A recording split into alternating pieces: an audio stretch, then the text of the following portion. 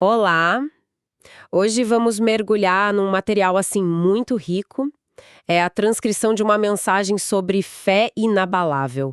Ela se baseia na carta aos Hebreus, capítulo 10, e olha, usa uma história antiga bem poderosa para ilustrar os pontos. Isso mesmo. O texto explora o que significa ser justificado pela fé, sabe? E também os desafios de colocar essa fé em prática no dia a dia. A importância crucial da perseverança, né? Principalmente quando surgem pressões, tanto de dentro quanto de fora. Aham. O eixo central são os versículos 38 e 39 de Hebreus 10. E tem também essa história impressionante dos 40 mártires de Sebaste. Nossa missão aqui é entender as ideias-chave dessa mensagem, pegar o contexto e tirar aqueles insights que, sabe, ficam com a gente. Então vamos começar a desembrulhar isso. O ponto de partida é Hebreus 10, versículo 38. Mas o meu justo viverá pela fé. A mensagem que a gente analisou bate muito na tecla de que essa justiça não é algo que a gente conquista por fazer coisas boas. Exato. Tem até aquela comparação forte, né? Nossas melhores tentativas de sermos justos por conta própria seriam tipo trapos de imundícia para Deus. Uma imagem bem uau! Precisamente.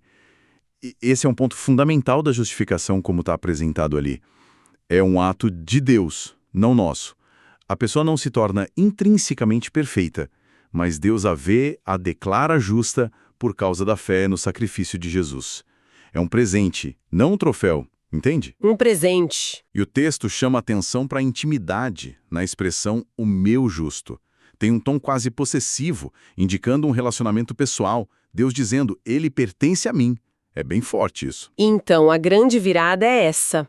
Não se trata de um esforço desesperado para atingir um padrão impossível, mas de confiar e receber. É a justiça de Deus que cobre a pessoa. Aham. E como o material também ressalta, por causa disso, não há condenação para quem está em Cristo. Isso muda tudo na forma como alguém se vê e vive, não é? Tira um peso enorme. Sem dúvida.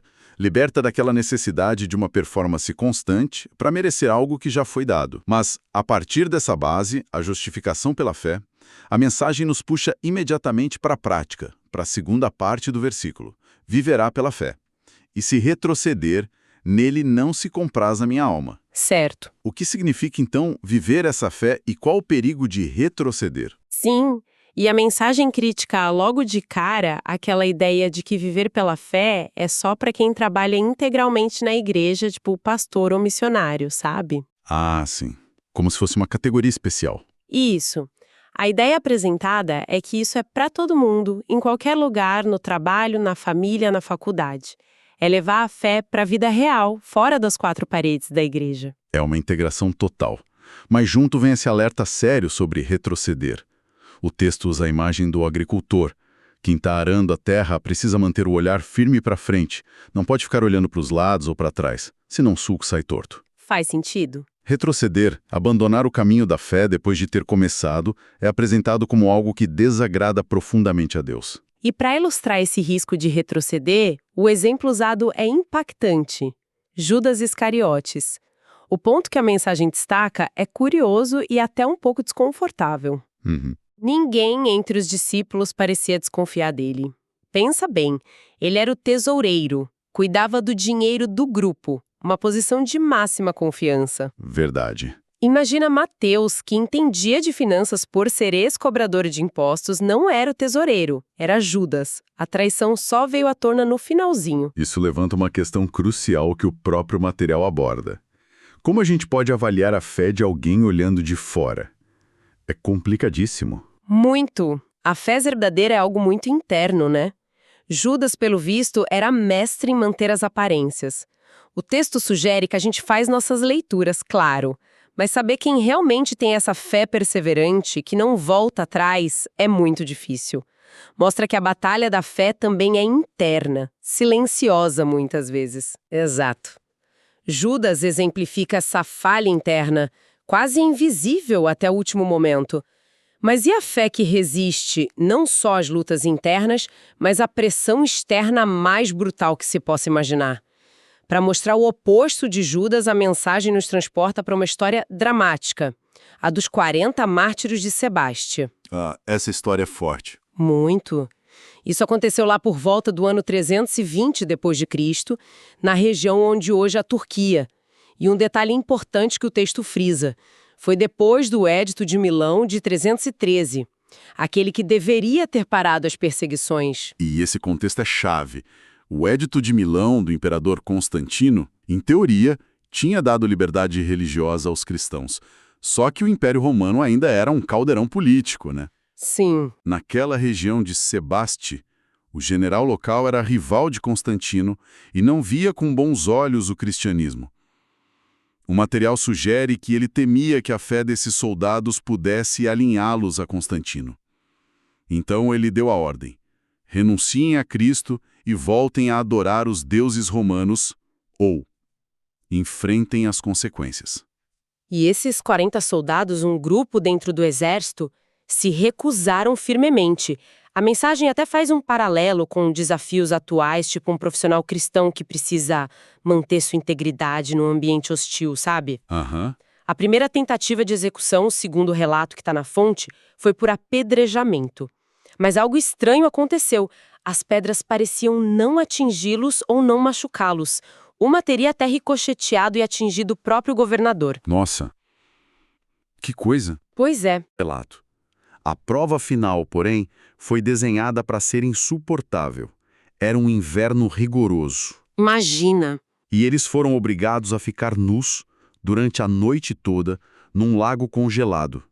Na margem, como uma tentação cruel, tinha uma grande fogueira e banhos quentes esperando por quem desistisse e renegasse a fé. Que cenário terrível. O relato descreve eles tentando se aquecer uns aos outros, no meio daquele frio congelante, e orando juntos.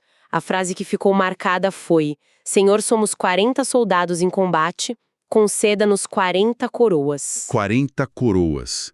A provação era extrema, testando os limites do corpo e da fé. Totalmente. E veio o momento mais dramático. Um deles não aguentou. Saiu do lago, correu para a margem aquecida.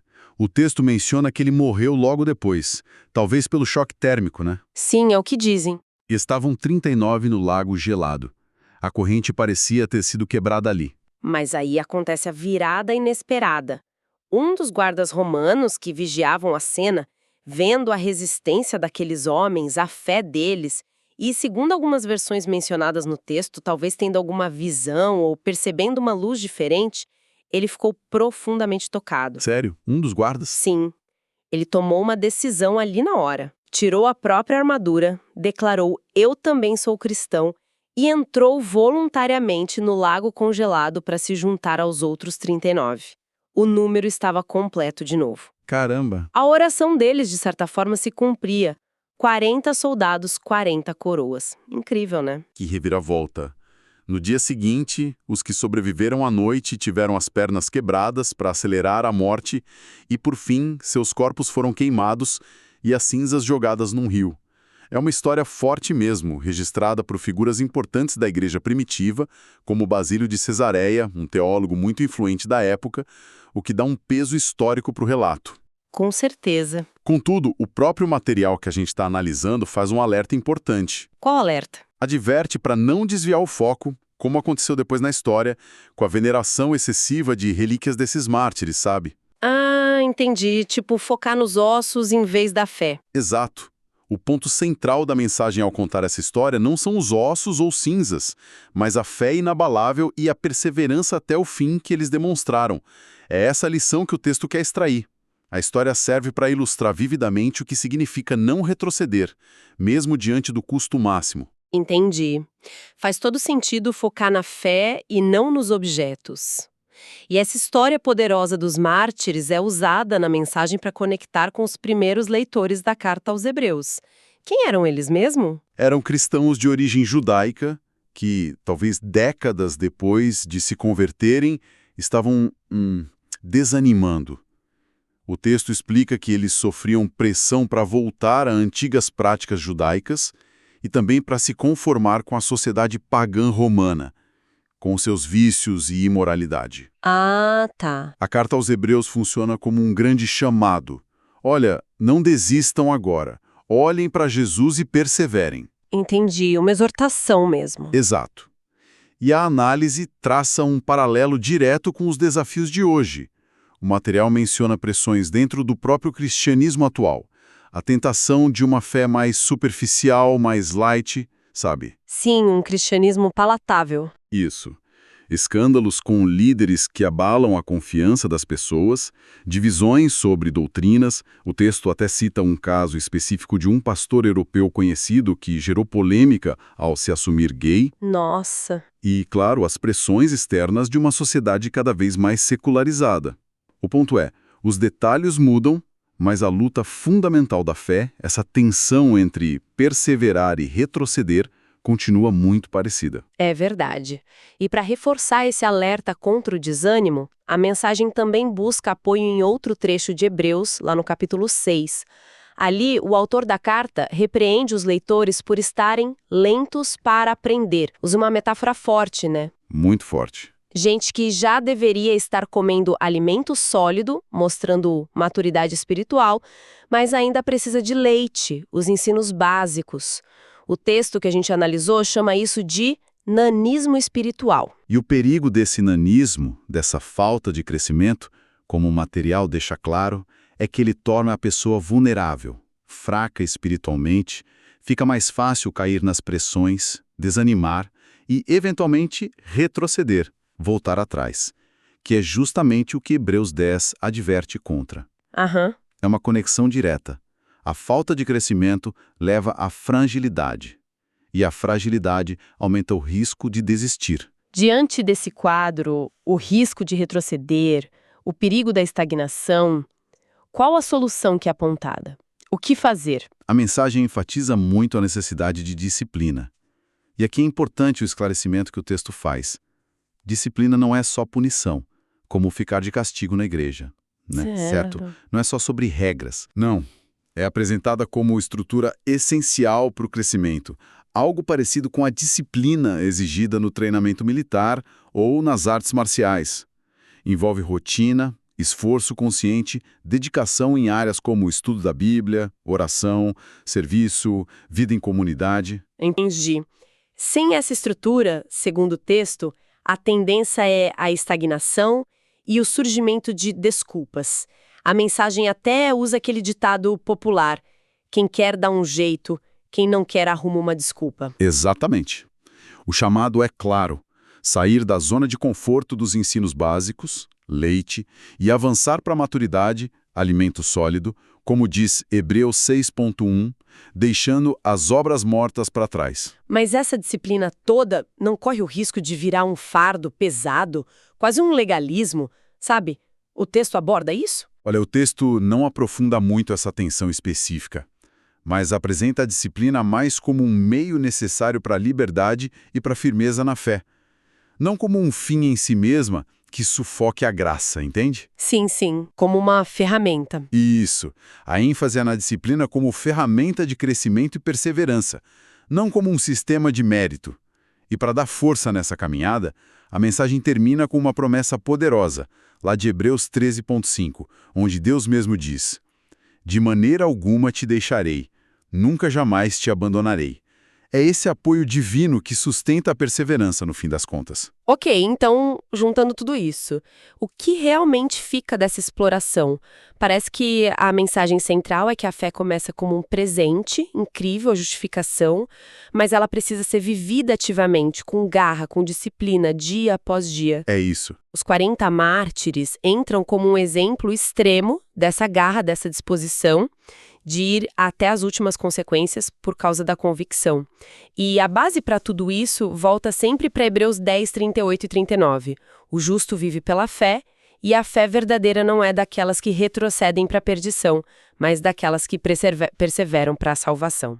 É um resumo bom. Exatamente. É um chamado a uma fé robusta, que não se abala facilmente. E talvez um último ponto para a gente pensar, algo que a intensidade da história dos mártires suscita, né? Eles oravam pelas 40 coroas. A narrativa foca muito no custo absurdo que eles pagaram no sofrimento que abraçaram. Sim, o custo é muito claro. Mas e a recompensa? O que essa coroa realmente simboliza? Que tipo de recompensa celestial pode fazer sentido diante de um sacrifício terreno tão visceral, tão absoluto? Como a esperança nessa coroa invisível consegue sustentar alguém? Sei lá, através de uma noite num lago congelado. Nossa, boa pergunta. Fica essa reflexão, né? Sobre a natureza da recompensa prometida diante do preço da fé inabalável.